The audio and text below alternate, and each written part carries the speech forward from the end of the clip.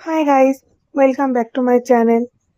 সকালবেলা ঘুম থেকে উঠে আমি ফ্রেশ হয়ে তারপরে যেহেতু আমি অনুকূল ঠাকুরের দীক্ষিত, তো প্রতিদিন সকালেই আগে আমাকে প্রথমে ইষ্টবিধি করতে হয়। তাই ইষ্টবিধি করে ঠাকুরকে পরিষ্কার টরিষ্কার করে দিয়ে তারপরে আমি অন্য কাজে হাত দিই। তা দেখো একটু বারান্দায় এসে দাঁড়িয়েছিলাম, তা বারান্দায় আগের দিনে জামা কাপড় সব মেলা ছিল, সেগুলোকে তুলছিলাম। তারপরে ওদিকে হাজবেন্ড বাজারে গেছে আর আমি ঘর পরিষ্কার করে নিচ্ছি, বাসি ঘরটাকে ঝাড় দিয়ে নিচ্ছি। তার ঝাঁট দিয়ে নিয়ে এবার ঘর মুছে নেব, পরিষ্কার করে নেব। আর ততক্ষণ হাজবেন্ড বাজার থেকেও চলে আসবে। তারপরে মেয়ে আজকে তাড়াতাড়ি ঘুম থেকে উঠে গেছে। তা ও বললো যে মা আমি স্নান করে নেব। তা ও স্নান করে এসে ও আজকে পুজো দেবে দেখে যেহেতু ফুলটা নেই, এবার ওর বাবাই বাজারে গেছে, কখন ফুল নিয়ে যেতে হাজবেন্ডকে ফোন করে বলে দিলাম যে মেয়েকেই তাহলে আমি পাঠাচ্ছি ফুলটা আনতে, তুমি তাহলে আর যেও না। ও আমাদের পাশেই ফুল বসে পাড়াতেই। তা মেয়েকেই পাঠিয়েছিলাম ফুল আনতে। তা ও গেছে। আর এদিকে মা এই যে এসছে। মা এই টাইমে আমাদের বাড়িতে একটু আসে গল্প করতে, বসে এখন মালা জপবে। তারপরে আবার যখন মায়ের ঠাকুরের শয়নের টাইম, শয়ন বলছি মানে ভোগ লাগানোর সময় হবে, মা তখন আবার যাবে। ওই দেখো সুইটি এসেও গেছে ফুল নিয়ে। তাও এখন পুজো দিয়ে নেবে। তাও পুজোটা দিয়ে দিলে সকাল সকাল তাহলে একটা মানে বড় মানে কাজ হয়ে যায় মনে করি। তা ঠাকুর পুজোটা হচ্ছে সত্যি কথা, যে ঠাকুরকে সবার আগে দিয়ে দিলে কি হয়, ওরা জানে এবার আমরা সবকিছু করলাম, ঘরের অর্ধেক কাজ যাতে হয়ে যায়।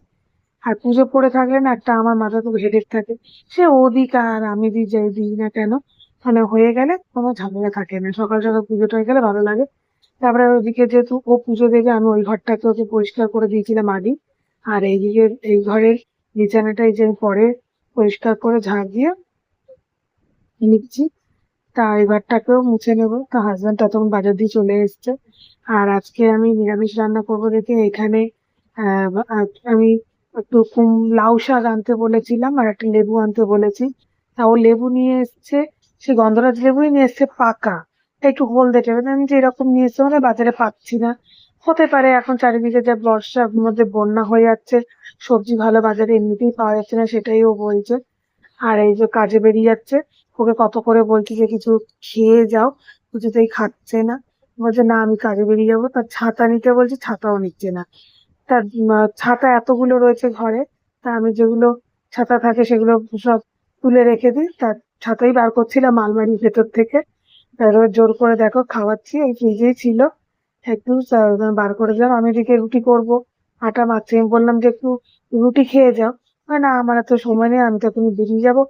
হয় 10টাও বাজেনি, তার আগেই ও কাজ মানে এরকমই করে, মানে একটু 2 মিনিট আমাকে সময় দেবে না যে করে ফেলি। খেয়ে গেলে পরে আমার নিশ্চিন্ত থাকে। ও এরকমই করে। যাক ওই ধরে বেঁধে নিয়ে এসেছি খাওয়াতে।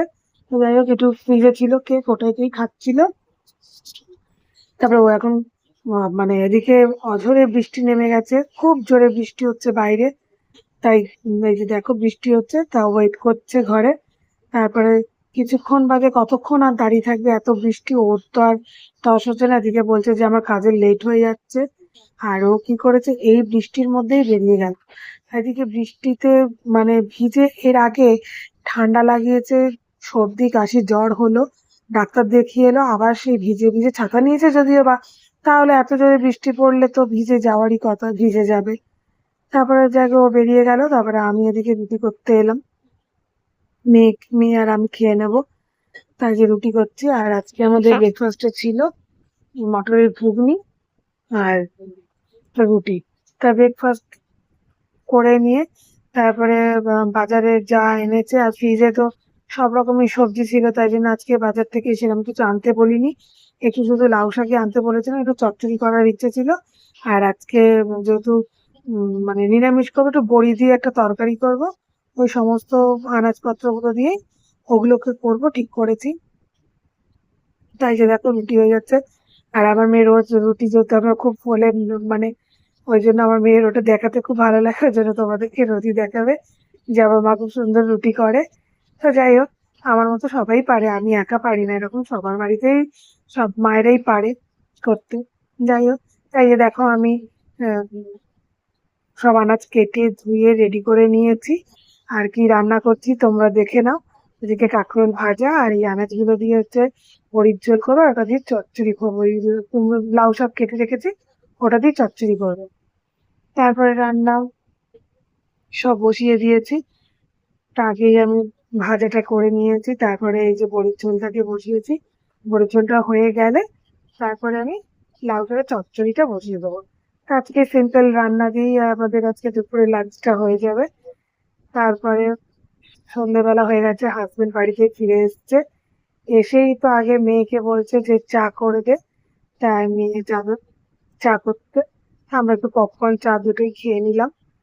তারপরে এই যে পুজোতে জামা কাপড় যা কেনা হয়েছে করে, তা হাতাগুলো তো সবসময় ঠিক থাকে না। তা আমার মেয়ে কি করে, আমাকে দিয়ে হাতাগুলো মানে ওর মাপের করিয়ে নেয়। আমার জামাগুলো করে নিই, যদিও বা হয়তো বডিতে ঠিক থাকে, হাতাগুলো তো একটু ঢিলে ঢালা থাকে, তো করি না। আমি বলি যে দোকানে দিয়ে দিই, ওর দোকানের সেলাই ওর পছন্দ হবে না, প্রতি বছর আমাকে দিয়েই করাবে। আর আমার যেন একটা হেডেক থাকে, এই যে আমাকে রোজ বলছে। আর কি বলতো, মানে আমি সত্যি কথা একদম টাইম পাই না, সারাদিন এত কাজ করি না। এবার আমি মানে ক্লান্ত লাগে, আমি তো শুয়ে থাকি, করে দিই না। তো আজকে আমি ঠিকই করেছি যে করে দেবো, তাই জন্য ওরই দুটো কুর্তি নিয়ে বসেছি, ওকে সেটাই করে দিচ্ছি। তা এখনো বলছে যে আমার আরো একটা বাকি রয়েছে মা, ওটাকে করে দিলে তোমার তাহলে কোটা কমপ্লিট। তা ওটা হয়ে গেলে আমারটা করবে। তারপরে আমার ব্লাউজেরও একটু হাতাগুলো মারতে হয়, পুজো এগুলো এলে আমার প্রতি বছরই এগুলো করতে হয়। তো কিছু করার নেই, করে নিচ্ছি। আর এগুলো আগে থেকে রেডি হয়ে গেলে কি পরে ঝামেলাটা থাকে না।